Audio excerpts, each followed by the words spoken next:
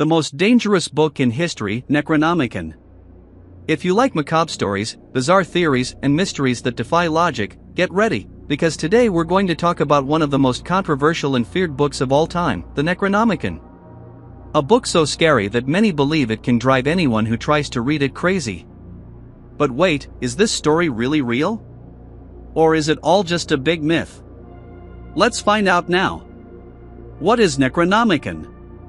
The Necronomicon is known as the Book of the Dead and was said to have been written by an Arab named Abdul Alhazred. According to legends, this book contains forbidden rituals, formulas for summoning beings from other dimensions and secrets that can lead to insanity. Sounds like something out of a horror movie, right? But the truth is that this story has many more layers than it seems. The first thing you need to know is that the Necronomicon became famous thanks to the writer HP Lovecraft, one of the masters of horror literature. He mentioned this book in several of his stories and described it as a macabre manuscript that contained forbidden knowledge about the Great Old Ones, extremely powerful and terrifying cosmic creatures. But did this book really exist? Or was it just an invention of Lovecraft? Mas será que esse livro realmente existiu? Ou foi só uma invenção de Lovecraft? The truth about the Necronomicon. Here comes the big revelation: the Necronomicon, as described by Lovecraft, does not exist. Yes, that's right. He was completely invented by the author as part of his cosmic horror universe. But the story doesn't end here. What happened was that the myth of the Necronomicon became so widespread that, over time, some people began to believe it was real. Booksellers and researchers began looking for copies of this manuscript. Some even claimed to have found versions of the book in ancient libraries. And, of course, there were smart people who took advantage of their fame to create fake versions and sell them as if they were authentic. The legend of the cursed author. Even though it's fictional, Lovecraft gave the Necronomicon a very convincing origin story. He said that the author, Abdul Alhazred, was an Arab poet and occultist who lived in the 8th century. During his life, he traveled through Egypt and other regions of the Middle East, discovering forbidden secrets that led him to write the manuscript. The problem? Abdul Alhazred is also a fictional character. Lovecraft himself admitted that he created this name randomly when he was a child, inspired by stories from the Arabian Nights. However, the legend has become so strong that many believe there may be a real inspiration behind it. There are those who say that Lovecraft was inspired by ancient texts such as the Picatrix, a book of medieval magic, or even the Kitab al-Azif, a supposed Arabic manuscript on witchcraft. Onde o Necronomicon apareceu?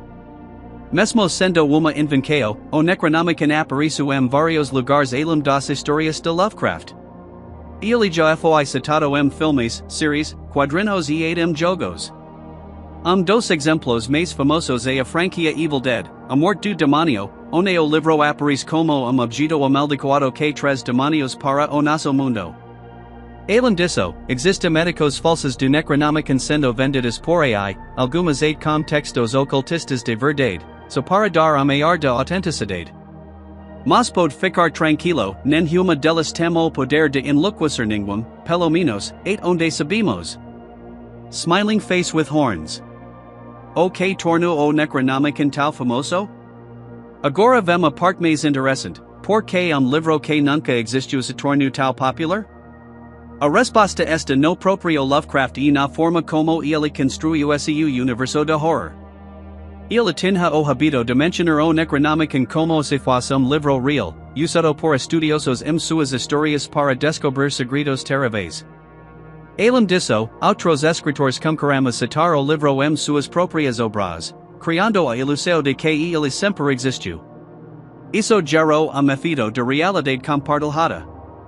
Quanto mais pessoas mencionavam o livro, mais parecia que ele era real.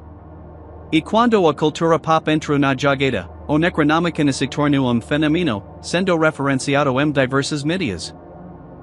Are there real books as scary as Necronomicon?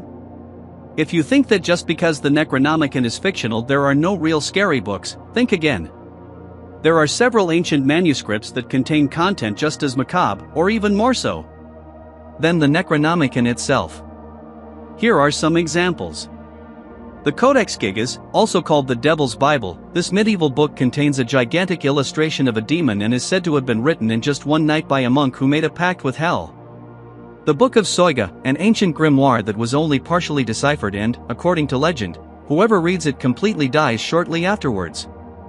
The Picatrix, a medieval magic and astrology text that teaches bizarre rituals, including human sacrifice. The Malleus Maleficarum, also known as the Witch's Hammer, this book was used in witch hunts and teaches brutal methods for identifying and punishing people accused of witchcraft. Conclusion: should I be worried about Necronomicon? Unless you're planning on opening a portal to another dimension, you can rest assured. The Necronomicon is just a literary creation, but its influence on pop culture and the world of the occult is undeniable. The story of this book shows the power of narrative and how a simple concept can turn into a real legend. Whether you're a horror fan, occult curious, or just someone who loves a good mystery, the Necronomicon remains one of the most fascinating stories ever created. So, have you ever heard of this book before? What do you think of all these stories? Comment there and don't forget to subscribe to the channel for more mysteries and macabre curiosities. Until next time. Ghost Fire.